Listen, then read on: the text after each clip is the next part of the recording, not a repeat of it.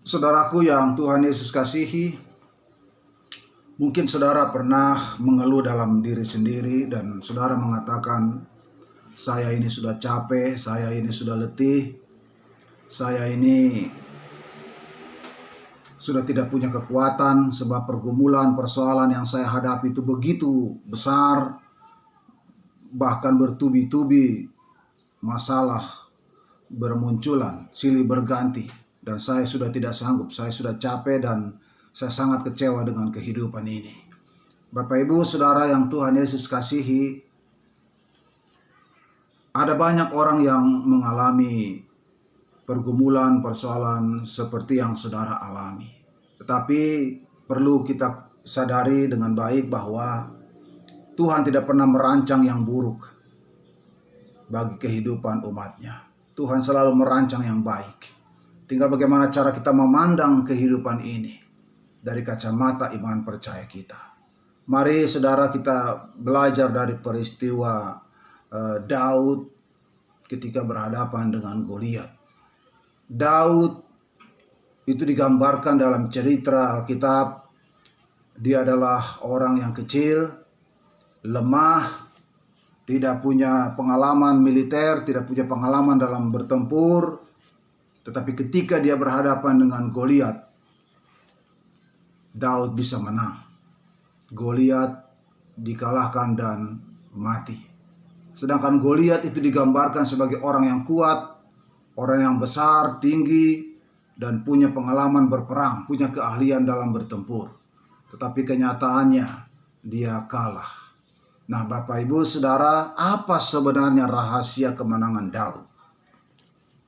Kalau kita simak baik-baik dalam cerita Daud melawan Goliat, rupanya rahasia kemenangan Daud adalah bahwa Daud mempunyai mental yang kuat. Daud mempunyai mental kepribadian yang begitu kuat. Dia tidak takut, dia tidak gentar, dan dia pemberani. Dari mana Daud memiliki mental yang kuat, Bapak Ibu Saudara?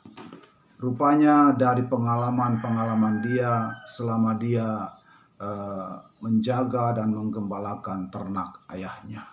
Di dalam dia menggembalakan kambing domba ternak milik ayahnya, Daud sering berhadapan dengan harimau, beruang, serigala, dan banyak hal yang dia hadapi. Tetapi Daud menghadapinya dengan ketabahan, kesabaran, ketekunan, dan pada akhirnya dia sanggup menghadapi semua lawan-lawan itu. Nah, Bapak Ibu Saudara yang Tuhan Yesus kasihi, kita juga pasti punya pengalaman hidup. Pengalaman pahit, getir, suka, dan duka kita alami. Tentu kita juga harus bisa memakai semua pengalaman-pengalaman di masa lalu itu sebagai dasar untuk kita bisa menjalani hari hidup kita ke depan.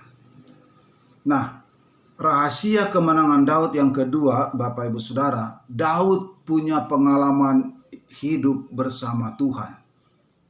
Hubungan Daud dengan Tuhan begitu akrab, begitu intim.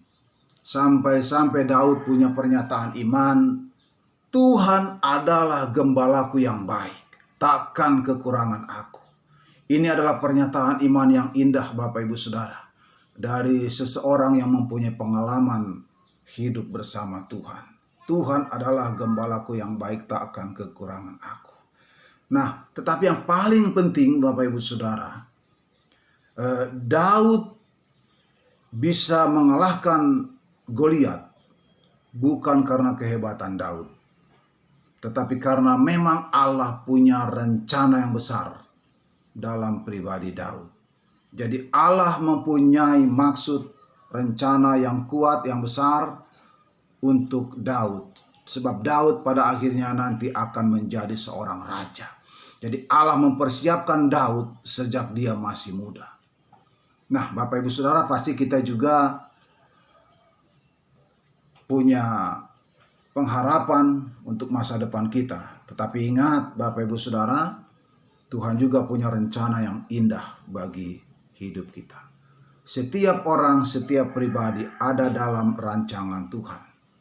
Sehingga kita tidak boleh khawatir, tidak boleh bimbang dalam menghadapi segala macam tantangan hidup. Yang ketiga, Bapak Ibu Saudara, Daud dalam menghadapi Goliat yang kuat dan yang besar itu, Daud mempunyai pandangan positif.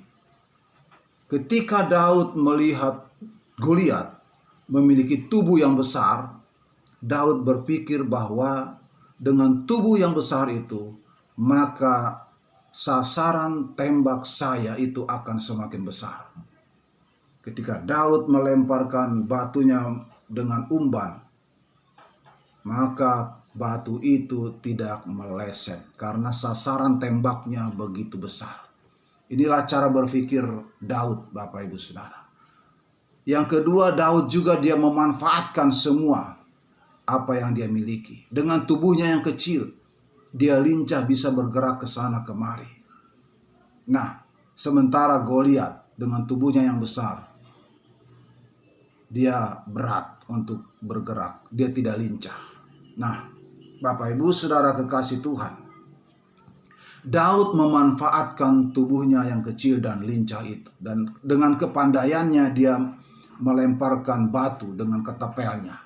Itu artinya bahwa Daud memanfaatkan potensi yang ada pada dirinya untuk dia bisa mengalahkan lawannya. Kita juga punya potensi, Bapak Ibu Saudara. Kita punya potensi dalam kehidupan kita. Tuhan memberikan kita bakat, talenta, karunia, berbagai macam potensi ada pada kita. Dan kita harus bisa mengolah itu, memanfaatkan semua potensi yang ada dalam diri kita untuk kita pakai menghadapi segala pergumulan-pergumulan kita. Bapak Ibu Saudara kekasih Tuhan, ketika kita menghadapi tantangan yang berat, ketika kita menghadapi pergumulan yang melelahkan, atau persoalan-persoalan yang mungkin tidak sanggup kita hadapi, tentu kita segera ingin keluar dari segala pergumulan itu. Perlu kita ketahui Bapak Ibu Saudara, bahwa yang Tuhan kehendaki bukan supaya kita terbebas dari segala masalah dan pergumulan-pergumulan itu. Dan bukan supaya kita lari dari segala masalah. Tetapi yang Tuhan kehendaki adalah kita harus menghadapi masalah itu. Dan kita harus menang atas segala pergumulan-pergumulan itu. Tuhan menghendaki kita menang. Nah, Bapak Ibu Saudara, apa rahasia kemenangan kita? Mari kita lihat firman Tuhan, Bapak Ibu Saudara. Firman Tuhan katakan 2 Korintus 2 ayat 14 dikatakan demikian. Tetapi syukur bagi Allah yang dalam Kristus selalu membawa kami di jalan kemenangannya. Dengan perantaraan kami, Ia menyebarkan keharuman pengenalan akan Dia di mana-mana. Jadi rahasia kemenangan kita, Bapak Ibu Saudara, atas segala macam pergumulan, persoalan, tantangan hidup yang berat itu, karena Kristus selalu membawa kita di jalan kemenangannya.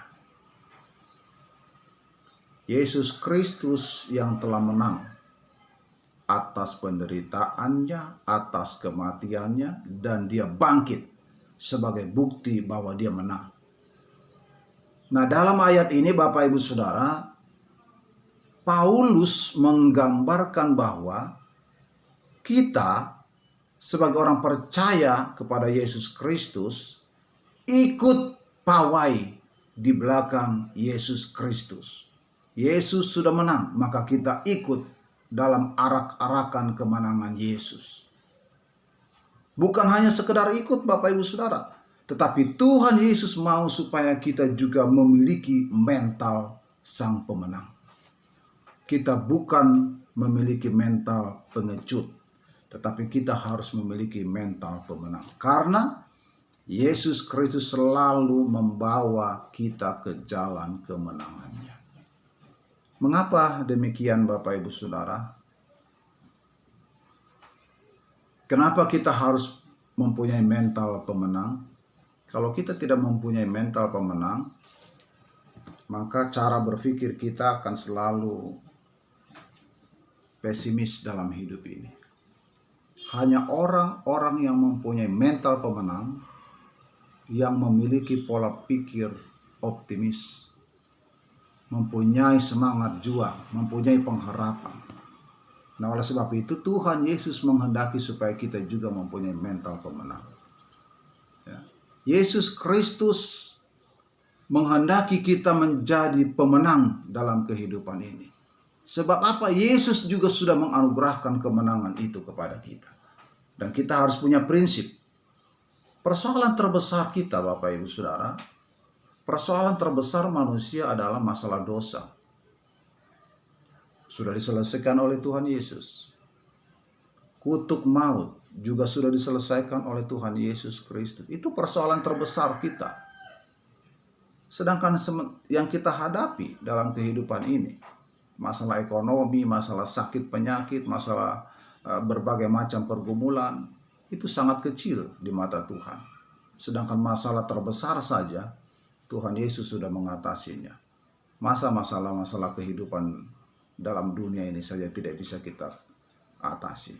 Ya. Tuhan Yesus sudah menang dan Dia menganugerahkan kuasa kemenangannya itu kepada kita. Jadi kita harus memiliki mental pemenang seperti Yesus Kristus, Bapak Ibu Saudara. Tuhan Yesus memberikan kita hikmat, kemampuan untuk mengatasi segala macam pergumulan hidup kita. Nah, Bapak Ibu Saudara, itu yang pertama. Ya, rahasia kemenangan kita karena Tuhan sudah memberikan kita jalan untuk menang. Yang kedua, rahasia kemenangan kita yang kedua, Bapak Ibu Saudara, karena kita mau memanfaatkan semua potensi yang ada pada diri kita. Seperti Daud. Daud memanfaatkan semua potensi yang ada dalam dirinya. Kelincahannya, ya, dia bisa bergerak ke sana kemari. Kepandaiannya menggunakan katapel dengan batu. Ya. Bahkan tubuhnya yang kecil yang dipandang remeh oleh Goliat itu pun merupakan potensi yang ada pada diri Daud. Kita juga punya potensi yang sama seperti Daud. Bakat, talenta, karunia, bahkan kita punya waktu.